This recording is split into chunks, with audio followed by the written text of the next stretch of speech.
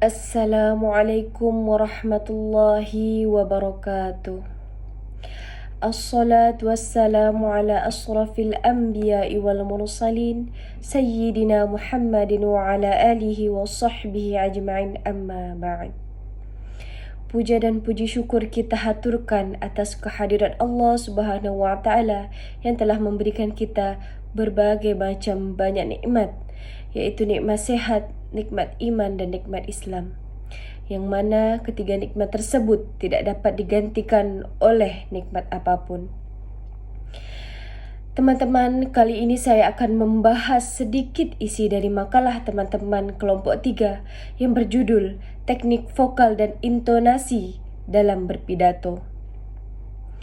Pertama-tama, saya akan menjelaskan sedikit tentang pengertian dari teknik vokal dalam berpidato.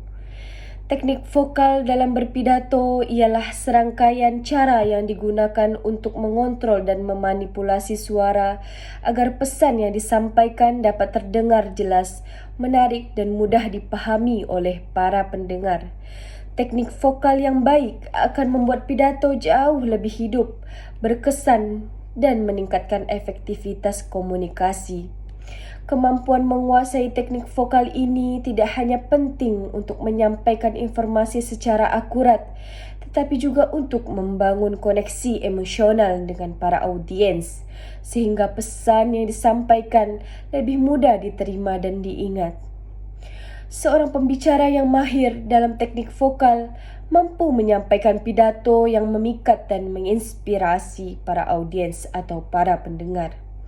Penguasaan teknik vokal tidak hanya melibatkan aspek fisik seperti pengaturan pernafasan dan artikulasi, tetapi juga aspek mental dan seperti kepercayaan diri dan penguasaan materi. Oleh karena itu, pelatihan teknik vokal tidak hanya berfokus pada latihan fisik, tetapi juga mencangkup aspek mental dan emosional. Berikut saya akan menjelaskan beberapa teknik vokal penting dalam berpidato. Yang pertama adalah penggunaan artikulasi. Apa itu artikulasi? Artikulasi adalah kejelasan pengucapan setiap kata dan bunyi. Artikulasi yang buruk akan membuat pendengar sulit memahami pesan yang disampaikan. Latihan mengucapkan konsonan dan vokal dengan tepat sangatlah penting untuk meningkatkan artikulasi. Yang kedua adalah respirasi. Apa itu respirasi? Respirasi adalah pengaturan pernafasan yang tepat. Pernafasan yang baik akan memberikan kekuatan dan kontrol pada suara, mencegah suara menjadi terputus-putus atau terlalu lemah. Latihan pernafasan diafragma sangat dianjurkan untuk meningkatkan kapasitas paru dan kontrol nafas. Yang ketiga adalah volume suara. Keras lembutnya suara harus disesuaikan dengan situasi dan ukuran ruangan. Suara yang terlalu peran atau pelan akan sulit didengar, sementara suara yang terlalu keras dapat mengganggu pendengar. Pembicara perlu menyesuaikan volume suara dengan jarak pendengar atau tingkat kebisingan di sekitar. Berikutnya adalah penggunaan tempo. Tempo adalah kecepatan berbicara. Tempo yang tepat akan membuat pidato mudah diikuti. Terlalu cepat dapat membuat pendengar kebingungan, sementara terlalu lambat dapat membuat pendengar bosan.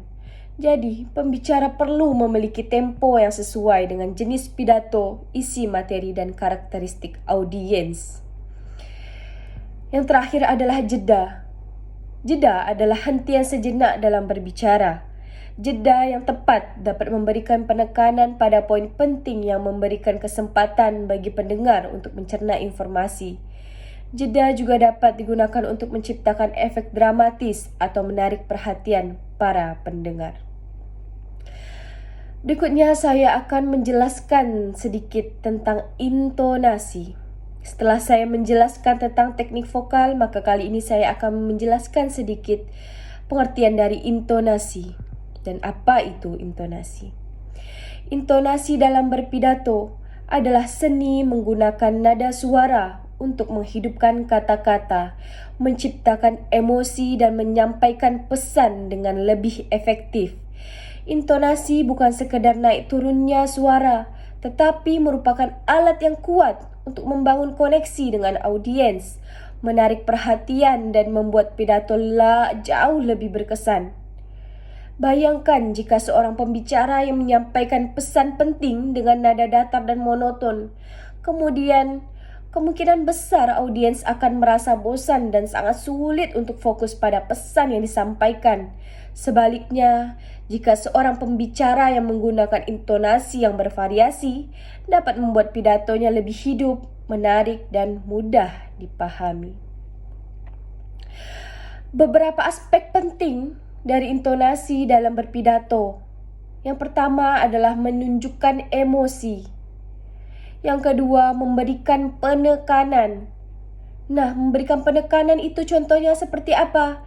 Menekankan kata-kata atau frasa tertentu dalam pidato, sehingga memberikan penekanan pada poin-poin penting.